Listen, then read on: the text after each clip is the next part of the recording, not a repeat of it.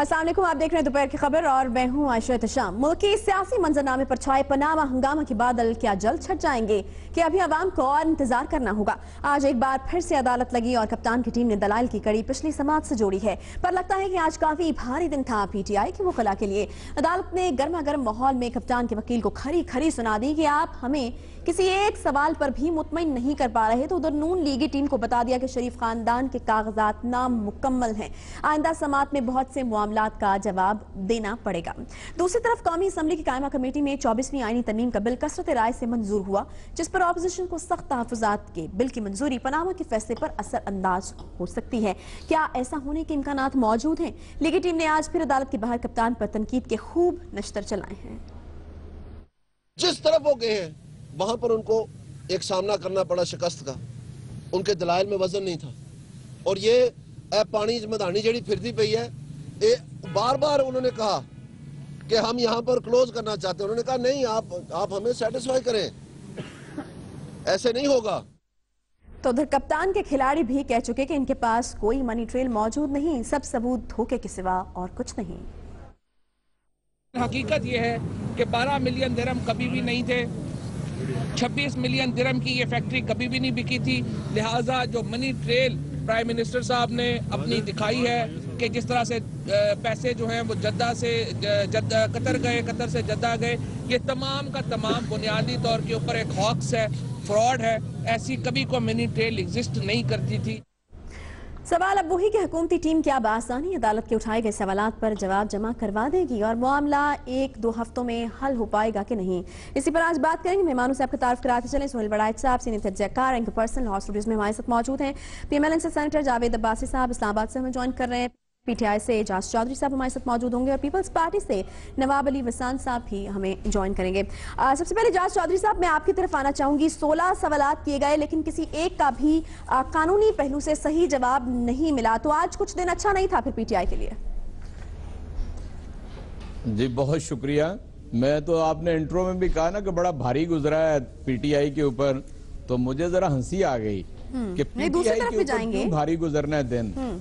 मैं तो वही ना, लेकिन आपके तबसरे से मैं जरा हंस रहा था।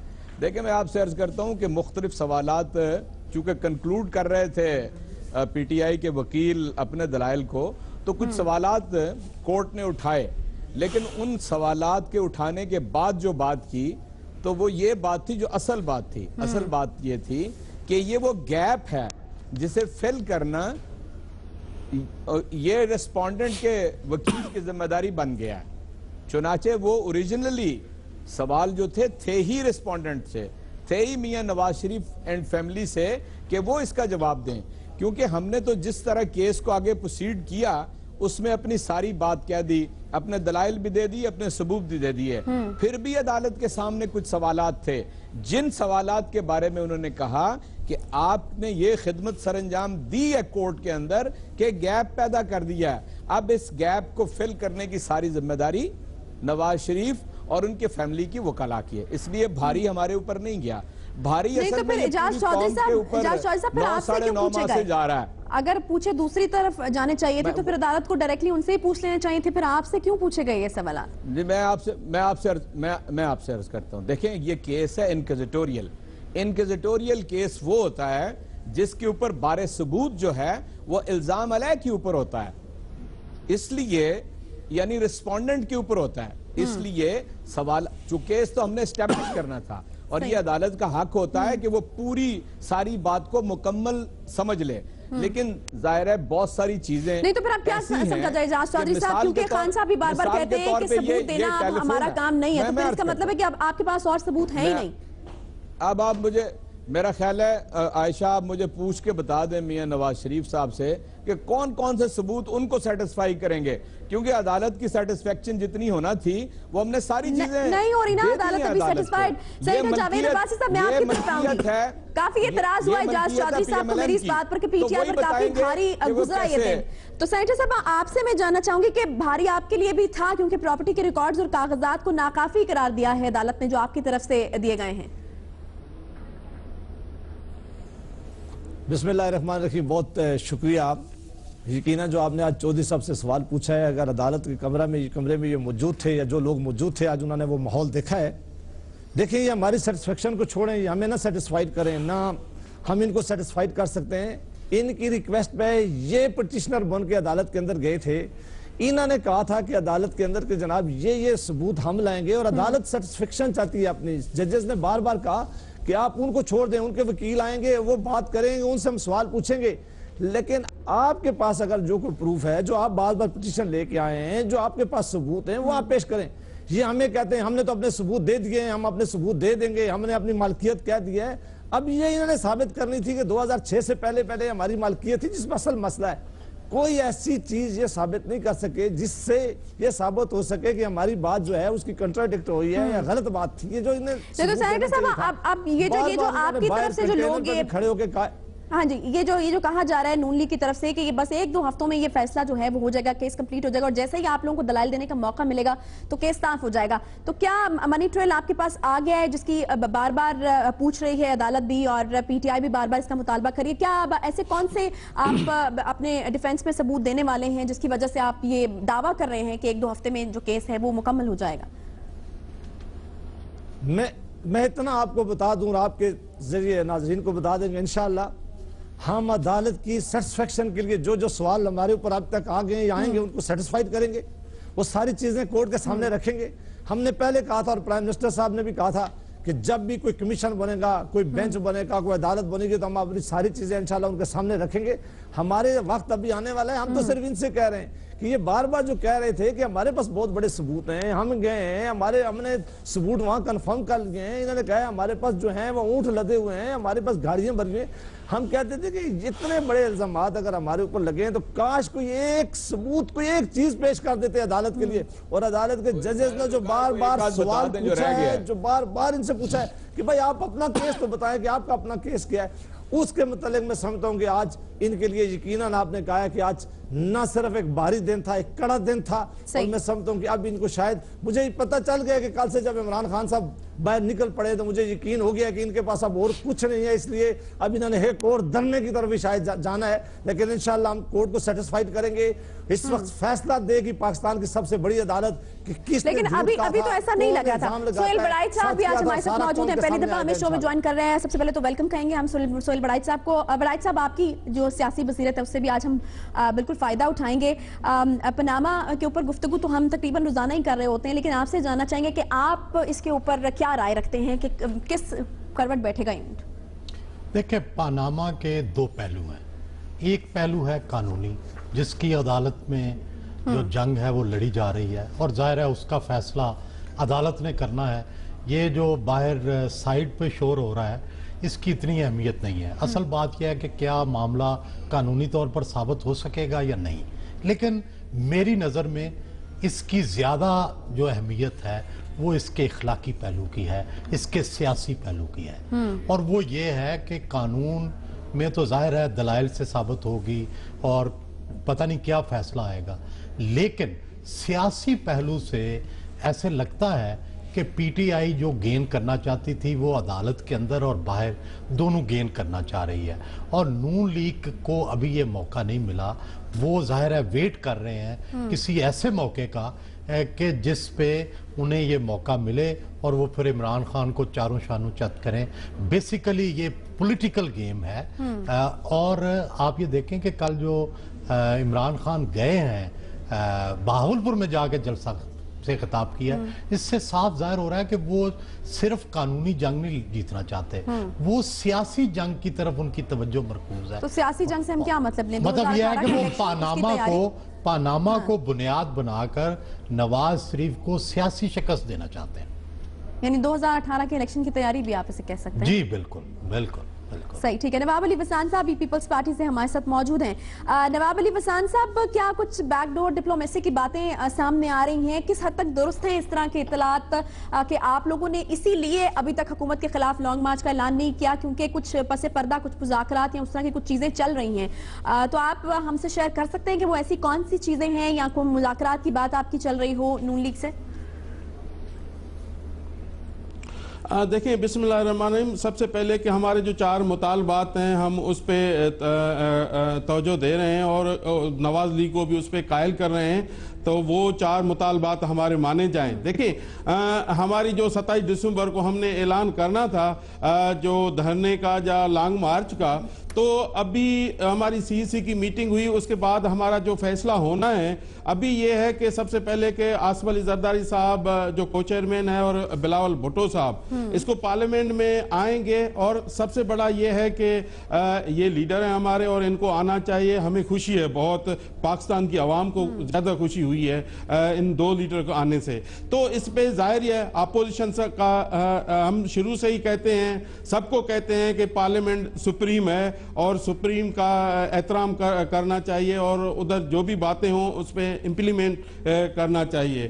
देखें उसमें आपको पता है, सबको पता है, दुनिया ने देखा कि नवाज शरीफ ने पार्लियामेंट में आके जो बातें की वो उधर से मुकर गए हैं। तो जाहिर है ये डिफीट वैसे तो नवाज शरीफ को सबूत तो नवाज शरीफ को देने हैं और उन्होंने आइडेंटिफाई किया कि ये इतना जो फ्लैट लिए गए हैं, तो मेरे ख्याल में अभी पीटीआई का कोई ये नहीं बनता कि वो ज्यादा सबूत दे दें। तो अभी नवाज हुकूमत को खुद अपने आप को आइडेंटिफाई करें और खुद उनको कहें। बाकी ये नहीं है कि एक जैसे सुप्रीम कोर्ट से कोई पार्टी निकलती है, एक अपना मौक़िफ़ पेश करती है, दूसरा मौक़िफ़ पेश करती है, तो ये देखें इस तरीके से नहीं होता। असली बात यह है, हकीकत पे आना होगा, प्रैक्टिकली काम करना होगा। जो हमारे 4 मुतालबात हैं उनमें जो सेनेट में बिल रखा गया है पनामा के हैसियत से, तो उसमें अगर इम्प्लीमेंट किया जाए और उनमें आगे बढ़ा जाए तो मेरे ख्याल में बेहतर होगा। हम तो यही सोचते हैं कि 2017 जो है बात की कि आप उसके बाद लॉन्ग मार्च का जो है वो बाकायदा आगाज करेंगे, 3 मरहलों में जो भी आपके एहतजाज का जो सिलसिला है उसको आप क्लियर करेंगे। तो जानना आपसे चाह रहे हैं कि उसका कुछ फायदा भी है कि आपने अगर उसको डिले किया है या कुछ इंतजार करें तो उसका कुछ फायदा भी हो रहा है, कुछ मुज़ाकरात की तरफ बात निकली है या कोई करवा रहा है? क्योंकि मौलाना फजल रहमान साहब के बारे में भी कहा रहा था कि वो बीच में पड़े हैं। आशा साहबा, इसका बड़ा फायदा होगा। फायदा ये होगा कि हम जब बात करेंगे आगे निकलेंगे और पीछे नहीं हटेंगे।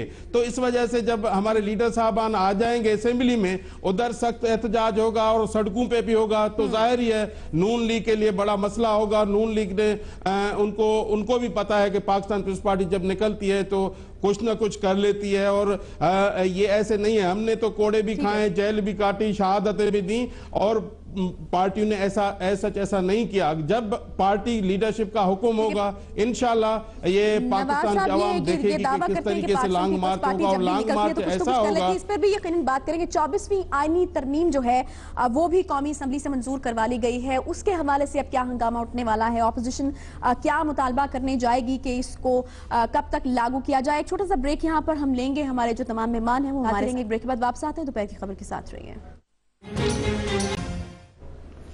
Welcome back. ब्रेक के बाद एक बार फिर से आपको खुशामदीद कहेंगे। 24वीं आईनी तरमीम ये कहा जा रहा है कि कौमी असम्बली की कायमा कमेटी में शदीद मुखालफत के बावजूद मंजूर करा ली गई है।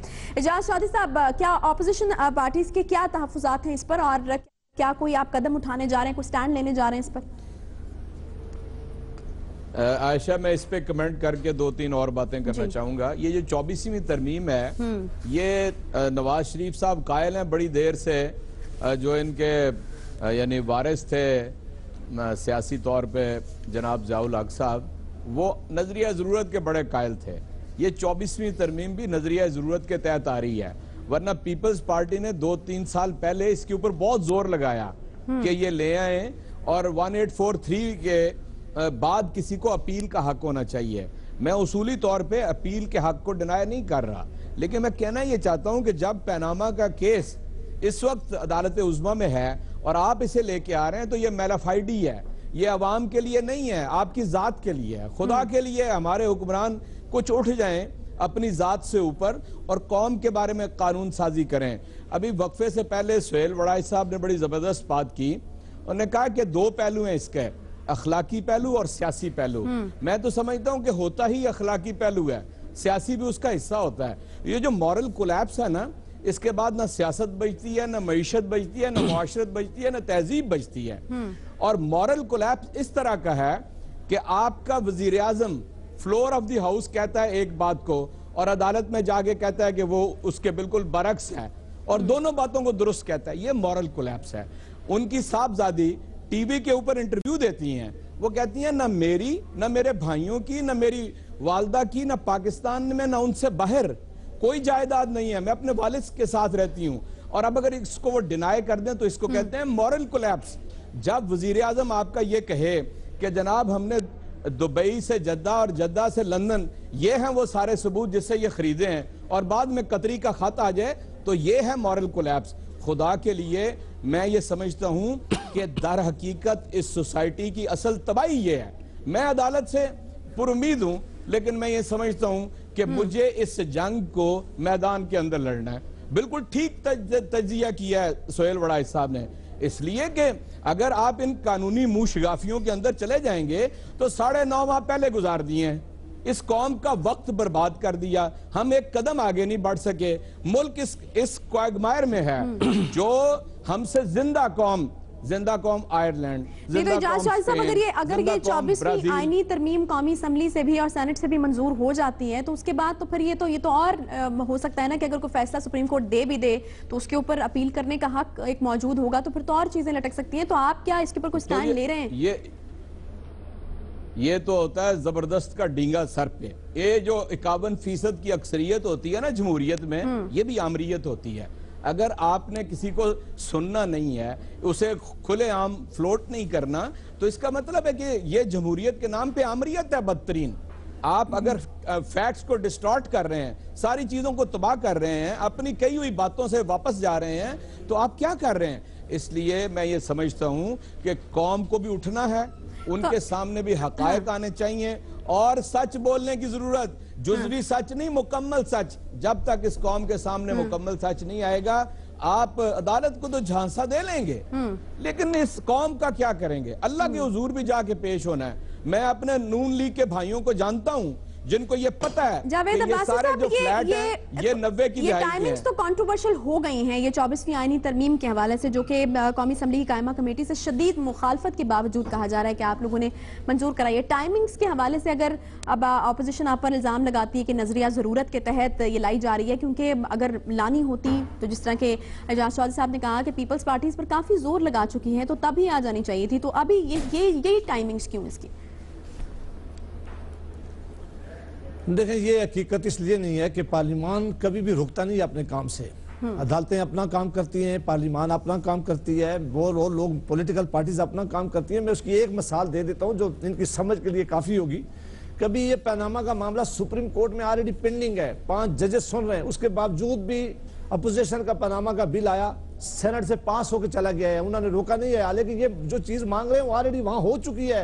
इन्होंने 3 मेंबर्स बेंच का मांग रहे थे पनामा बिल में, वहां 5 मेंबर जो सुन रहे हैं, लेकिन हमने ये बिल रोका नहीं। कानून साजी किसी सूरत में रुकती नहीं है, ये होना है, ये जाएगी अभी नेशनल असेंबली में, नेशनल असेंबली में डिबेट होगी, फिर सेनेट में आएगी, सेनेट में डिबेट होगी। इसके लिए कोई टाइमिंग नहीं फिक्स हो सकती। ये जो है आपको पता है कि इसका अमल जो है मुसलसल जारी रहता है। एजाज चौधरी साहब ने, बड़े भाई हमारे, उन्होंने इल्जाम लगाए। मैंने कहा इस पाकिस्तान की सियासत में सबसे ज्यादा इल्जाम लगाए किसने? पाकिस्तान में सियासत तो ऐसी कभी नहीं थी। पाकिस्तान में शास्तगी थी, पाकिस्तान में भाईचारा था, लोग एक दूसरे से बात करते थे। ये जो इल्जाम की बारिश है, ये पहली दफा कौन सा इल्जाम लगाया? एक बात कर लूं, पहली दफा इस सोसाइटी में, देखिए मैं भी बताता हूँ जी, बताइए। प्राइम मिनिस्टर ऑफ पाकिस्तान ने जो बातें नेशनल असेंबली में कही उस पर हम कायम हैं, वही बातें आप, उन्होंने कहा कि जब भी कोई कमीशन बनेगा हम सारा केस उसके सामने रखेंगे। अब जाहिर है एक तकरीर के अंदर सारा केस नहीं बताया जा सकता, एक लफ्ज देखें, लेकिन इन्होंने किस तरह बताइए। जब ये इस्लामाबाद को लॉकडाउन करने के लिए आ रहे थे, जब इन्होंने कहा, इनके लीडर ये कह रहे थे कि अब ये आखिरी मर का हम खेलने जा रहे हैं, जब इन्होंने कहा कि या नाउ और नेवर है, अगले दिन ये बगैर सुप्रीम कोर्ट से, पहले से ये केस चल रहा था, इन्होंने कहा सुप्रीम कोर्ट में डेट लग गई है और कल हम शुक्राने के नफल पढ़ेंगे और जो फैसला अदालतें करेंगी हम उसी फैसला मानेंगे। आज हफ्ते से बाद ये फिर बाहर निकल पड़े हैं और आज ये फिर बात करते हैं, कहते हैं अदालतों में तो पता फैसला होता ही नहीं, हमने मैदान जंग में करना था। खुदा का वास्ता है चौधरी साहब, अगर मैदान में ही फैसला करना था फिर इस अदालत में किस लिए गए थे? सारी कौम को किस लिए आपने लटकाया हुआ? और मैं आखिरी बात आपकी इनकी गुजारिश कर दूं कि यही मामला ये कह रहे थे जब इंतखाब की दांधली का मामला था, ये बार बार कह रहे थे कि जी सिस्टमैटिक दांधली हुई है, इसमें चौधरी इफ्तिखार शामिल है, इसमें सारे इदारे शामिल हैं, आप कमीशन बना दें। उस वक्त हमने लिखा, हमारा इनके साथ ट्यू आवर्स तय हो गए, मामला कमीशन के पास चला गया, नासिरुल मुल्क जैसे बड़े जज वहां बैठ गए। जब फैसला आ गया कि जितने भी एलिगेशन आपने लगाए, इन एलिगेशन में कोई सदाकत नहीं है, तो क्या फिर इनको नहीं चाहिए था कि ये कौम से माफी मांगते? मैं चौधरी साहब से ये पूछता हूँ कि खिलाफ तो ये है कि कल अगर पनामा में आपके खिलाफ अदालत फैसला करती है, और अदालत के बड़े सीनियर जज हैं, साबरा उनके पास सबूत है, अगर कल आपके खिलाफ ये फैसला आ जाता है कि जितने आपने इल्जाम आज लगाए वो सारे इल्जाम गलत थे, वो झूठ पे मबनी थे, वो नीति पे मबनी थे, वो मेलाफाइजी थे, क्या आप कौम से माफी मांगेंगे? क्या आप इल्जाम आइंदा आपके लीडर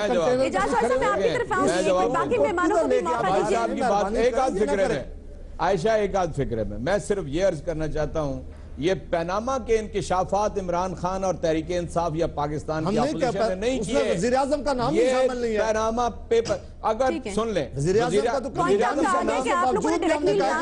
मैं चाहता था कि आप क्या, जब वज़ीर आज़म का नाम नहीं है तो आप परेशान क्यों हैं? हम नहीं है, सारी पीएमएलएन परेशान है, सारी हुकूमत के वज़ीर वहां पे जाके क्या कर रहे होते हैं? अगर वज़ीर आज़म का नाम नहीं है, फैसला नहीं आता जिस तरह से इमरान खान चाह रहे हैं, तो फिर हम देखेंगे कि मुल्क में एक अनार्की की सिचुएशन होगी, सड़कों पर आया जाएगा, धरने की कॉल दी जाएगी, क्योंकि इमरान खान साहब ये बोल चुके हैं। केस शुरू होने से पहले हमने देखा कि वो काफी होपलेस दिखाई दे रहे थे, और उन्होंने कहा कि अगर फैसला उस तरीके का नहीं आता तो वो सड़कों की जानिब एक बार फिर से आ सकते हैं। लेकिन फिर हमने देखा कि जब केस शुरू हुआ तो काफी होपफुल दिखाई दिए। तो ये बताएगा कि अगर इस तरह की कोई चीज होती है तो दोबारा से मुल्क में हम उसी तरह की सिचुएशन या सूरत हाल देखेंगे? जी, मैंने दो जो पहलू थे उनकी तरफ इशारा किया, एक लीगल पहलू, दूसरा मॉरल पहलू, एक तीसरा पहलू जो सबसे इंपॉर्टेंट केस के बाद आएगा वो है प्रैक्टिकल पहलू। सही। प्रैक्टिकल पहलू ये है कि इस वक्त जो मुस्लिम लीग नून है उसको एक वायबल प्रैक्टिकल के तौर पे देखा जा रहा है, और जो तहरीक इंसाफ है उसके अंदर ये कमी है कि वो अपने पार्टी को प्रैक्टिकली जीतने की तरफ, इलेक्शन जीतने की तरफ और अपनी पार्टी को इक़्तिदार में लाने के लिए, अहल साबित करने के लिए, पॉलिसियां बनाने के लिए उसकी तरफ तवज्जो दे। ये जो उसकी प्रैक्टिकल वायबिलिटी है उसमें शायद अभी वो उस स्टेज पे नहीं आई जिस पे नून है। अगर कल को जब भी आप ये देखेंगे जिस दिन लॉकडाउन हुआ उस दिन जितने लोगों को निकलना चाहिए था उतने लोग नहीं निकले, और इससे ये लगता है कि लोग अगर इखलाकी तौर पर नून लीग को कमजोर भी समझते हैं लेकिन वो प्रैक्टिकली वायबल समझते हैं। बाज़ औक़ात ऐसा होता है कि अगर प्रैक्टिकल वायबल आपका मॉरली स्ट्रांग भी आ जाए लेकिन लोग प्रैक्टिकल वायबल को, प्रैक्टिकली जो वायबल आदमी होता है उसको वोट देते हैं। इसलिए तहरीक इंसाफ का बड़ा इम्तिहान अब ये है कि वो अपने आप को प्रैक्टिकली वायबल पॉलिटिकल पार्टी के तौर पर और कल को हुकूमत का अहल साबित करने के लिए अपनी एक बुनियाद जो है वो बनाए। ये दौड़ होगी अगली। बिल्कुल ठीक है, ये तो बात की बात है, लेकिन अभी जो केस चल रहा है, अगर पीटीआई उसमें उस तरीके से कामयाब नहीं हो पाती तो आपको क्या लगता है कि कितना बड़ा एक सेटबैक होगा उसके लिए? मेरा ख्याल है कि तहरीक इंसाफ ने इसको ये तय कर रखा है, उनकी मुसलसल स्ट्रेटेजी से ये नजर आता है। मुझे इनसाइड उनकी स्टोरी तो नहीं पता कि उन्होंने इसको इलेक्शन तक पनामा केस को लेके जाना है, और चाहे जो भी फैसला आएगा वो जलसों में, जुलूसों में, रैलियों में ये पनामा का मामला लेके चलते हैं। तो दूसरी तरफ क्या नून लीग या हुकूमत की कोशिश अभी तक नून लीग की तरफ से वो भी यही चाहिए? मेरा ये ख्याल है कि नून लीग ये करेगी कि अगर फैसला उनके हक में आता है तो वो फिर फैसले को लहराएंगे जलसों में और ये साबित करेंगे कि जो पीटीआई है, अगर कोई दरमियान में ऐसी सिचुएशन आती है फिर दोनों एक्सप्लॉइट करेंगे। पीटीआई अपने हक में करेगी, नून अपने हक में करेगी, और बिल्कुल ही पीटीआई के कोई खिलाफ फैसला आ गया या नून के बिल्कुल खिलाफ फैसला आ गया तो फिर जाहिर है ये उन दोनों पार्टियों के लिए बहुत बड़ा चैलेंज होगा, लेकिन नून के लिए ज्यादा बड़ा चैलेंज होगा क्योंकि जाहिर है उसके खिलाफ है। पीटीआई पहले भी 2 फैसले हजम कर गई है, हालांकि 2 बड़े फैसले उसके खिलाफ आए हैं। ठीक है, लेकिन एक छोटा सा ब्रेक यहाँ पर मुझे माजरत के साथ रोकना पड़ेगा, लेना पड़ेगा। नवाब साहब से हमें कुछ इंपॉर्टेंट बातें करनी है। ब्रेक के बाद जब वापस आएंगे तो पीपल्स पार्टी और पीपल्स पार्लियामेंटेरियन क्या 2 अलग जमातें यहाँ एक ही है, इस बारे में भी सवाल होगा, और कुछ फ्रंट सीट की बात करेंगे कि आखिर पीपल्स पार्टी में फ्रंट सीट पर इस वक्त कौन मौजूद है, आसिफ अली जरदारी साहब या फिर बिलावल भुट्टो। एक छोटे से ब्रेक के बाद वापस आते हैं, बात होगी पीपल्स पार्टी पर। हमारे साथ रहिए।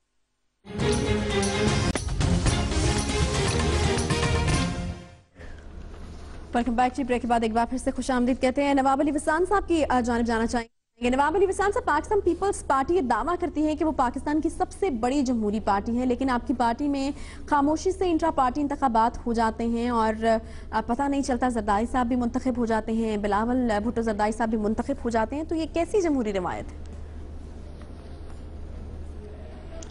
देखिए, ऐसा नहीं है जिस तरीके से आप सोच रहे हैं। हमारी पहले तहसील, यूसीज, टाउन सतह से, वार्ड सतह से पहले इलेक्शन हुई है, उसके बाद ये इलेक्शन हुई है। ऐसा नहीं है कि ये हर ज़िले में कन्वेंशन हुए हैं, टाउन में कन्वेंशन हुए हैं। ऐसा नहीं हुआ कि ऐसे ही बना दिया। हम कभी भी, हमारी पार्टी चोर दरवाजे से ऐसी इंतखाबात नहीं करती और हमारी पार्टी बड़ी पार्टी है, उनको पता है। और जैसे पाकिस्तान आज़ाद हुआ, शहीद जुल्फ़िकार अली भुट्टो ने पार्टी बनाई थी, उससे लेकर अभी तक वही सिलसिला चल रहा है और वही इंशाल्लाह चलेगा। और ऐसा नहीं है कि जिस तरीके से आप सोच रही हैं कि वो हमारी इलेक्शन नीचे से ऊपर गई है। ये आखिरी जो बिलावल हाउस में तारीफ बहुत सही पता। तो ये कब हुआ नवाब अली वसान साहब? क्योंकि इंटर पार्टी इलेक्शन का तो पूरा एक प्रोसीजर होता है ना, अब पता चलता है, लेकिन बिल्कुल ही कोई नहीं। ये पहले मेरे ख्याल में आपको याद होगा, बिलावल भुट्टो साहब जो चेयरमैन है पाकिस्तान पीपल्स पार्टी के, और आसिफ अली जरदारी साहब पीपी पार्लियामेंटेरियन के, इन दोनों ने ऐलान किया था। उसके बाद ये मतलब वार्ड सतह पे हम चले गए थे। उसके बाद ये इलेक्शन होती डिवीजन और ये होता गया, मतलब पूरे मुल्क में इलेक्शन हुई। और उसके बाद ये हमारे जो लीडर साहबान का इंतखाब हुआ वो इस तरीके से हुआ। ऐसा नहीं है कि ऐसे ही हो गया। और बाकायदे बैठा जाता है, सीईसी बैठती है, और उस दिन भी सीईसी बैठी हुई थी, उनके सामने ये फैसले हुए।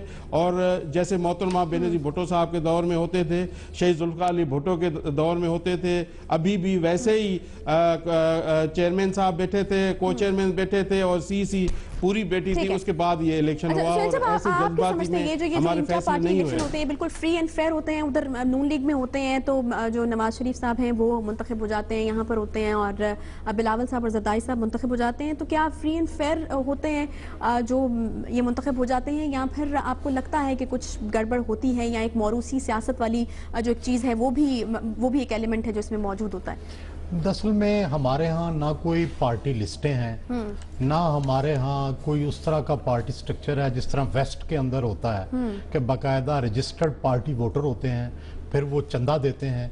और कई जगह पर तो बाकायदा हुकूमती इलेक्शन कमीशन या हुकूमत पार्टियों के इलेक्शन भी करवाता है। लेकिन चूंकि हमारे यहाँ आमराना दौर रहे और सियासी पार्टियां रेजिस्ट करती हैं कि हुकूमतें उसके अंदर इंटरफेयर ना करें, और बाज़ औक़ात हुकूमतें इंटरफेयर करके अपनी मर्जी के सरबराह भी बनवाती रही हैं, तो इसलिए एक मिला जुला सा ढांचा है। लेकिन मैं इसको फिर भी मान इसलिए लेता हूं कि फ़र्ज़ करें कि आज नून लीग के अंदर इलेक्शन हो और नवाज शरीफ साहब के मुकाबले में कोई भी खड़ा हो, ज़ाहिर है उसकी कोई हैसियत नहीं। नून लीग वही है जिसमें नवाज शरीफ है, इसी तरह पीपल्स पार्टी तो वही है। सियासत कह सकते हैं आप? हाँ, शख्सी सियासत हो गई है तो। आपको पता है जो शख्सी सियासत है ये पहला दौर होता है, इसके बाद जाकर कहीं जाके फिर आप एक आइडियल सियासत की तरफ जाते हैं। तो इस वक्त पाकिस्तान का जो निज़ाम है ये शख्सी सियासत और आइडियल सियासत के दौर से बहुत पीछे है, लेकिन अल्टीमेटली हम आइडियल सियासत की तरफ जाएंगे। इसी तरह पीपल्स पार्टी वो है जिसमें बिलावल भुट्टो है, तहरीक इंसाफ वो है जिसमें इमरान खान है। चाहे जितने भी आइडियल लोग जो हैं वो इमरान खान से अलग हो जाएं, वो तहरीक इंसाफ नहीं होंगे। ये फर्क है हमारे यहाँ। सही, ठीक है। अच्छा, सेनेटर जावेद अब्बासी साहब, आपसे मैं ये जानना चाह रही हूं। आशा जी नवाब साहब। आशा भी ये हुआ था कि ज़ियाउल हक के दौर में हमारी पार्टी के ऊपर मतलब ये बैन लगाया गया था, तो उसके बाद भी देखें आमिर के दौर में बैन लगा, तो उसमें जाहिर है पाकिस्तान पार्लियामेंटेरियन बनी और उसमें इलेक्शन ये मुशर्रफ दौर में हुआ है पार्लियामेंटेरियन, तो इंशाल्लाह ये जो हाँ वो मुशर्रफ दौर में हुआ। मुशर्रफ दौर में उनमें मुशर्रफ ने बैन लगाया था पार्टी के ऊपर, जो निशान पहले तलवार था उसके बाद तीर बना। सही। अच्छा, इजाज शादी साहब, तो इंशाल्लाह ये जो पनामा का ये जो पनामा की आपने बात की, इंशाल्लाह ये 2017 इलेक्शन का साल है और आपको इन नून लीग को पता चल जाएगा जब पाकिस्तान पीपल्स पार्टी जब पार्लियामेंट के बाद सड़कों पे आएगी, तो इंशाल्लाह कोशिश यही है कि जब इलेक्शन ये हो जाए और फरवरी का महीना और मार्च का महीना बड़ा डिफिकल्ट है। आपको क्या लगता है कि ये फाइनली सड़कों पर आ जाएंगे, या जो आजकल ये जो एक रूमर है कि कोई जो बैकडोर है इनके कुछ आपस में राब्ते चल रहे हैं और कुछ मुज़ाकरात की बातें भी हो रही हैं, जो कि मैंने नवाब अली वसान साहब से भी सवाल किया कि क्या कोई मुज़ाकरात हो रहे हैं या फिर कोई मुफाहमत की सियासत वाली बात जिसका इल्जाम आप लोग भी लगाते हैं, तो इस तरह की कोई चीज हो सकती है क्या?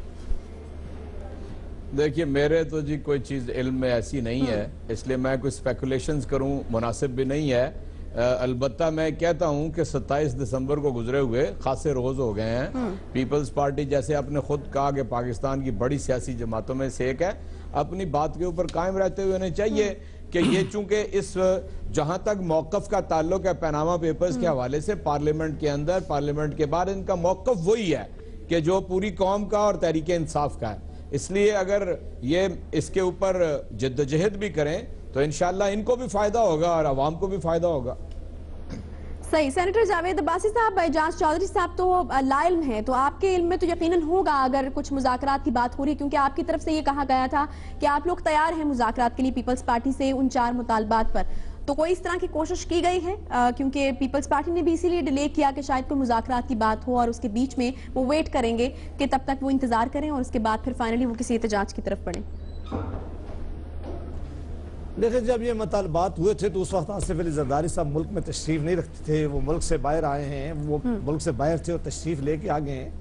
आसिफ अली जरदारी साहब की हमेशा से ये ख्वाहिश थी कि हम जमहूरियत को लेके आगे चलेंगे और जमहूरियत में हम पार्लियामान के अंदर आपस में बात करते हैं, हमारे आपस में बात होती है, हम मिलते हैं और ये हर वक्त ये मुसलसल अमल जारी है। और अगर कोई ऐसा इनके 4 मुतालबात में से 2-3 मुतालबात तो ऐसे थे, मतलब इन्होंने कहा कि जी हमारा बिल वो सेनेट से पास होकर चला गया, अब नेशनल असेंबली में गया, इनका सेशन होगा तो उसको देख लेंगे, और बाकी जो इशू है उन पर मुसलसल हमारी बात हो रही है। आज भी कई बिल थे जो आए, अभी एक जॉइंट नैब को एक रिविजिट करने के लिए हमारी एक जॉइंट पार्लियामान की कमेटी बनी, हम सारे उसमें मेंबर शामिल हैं, तो वो ये करेंगे।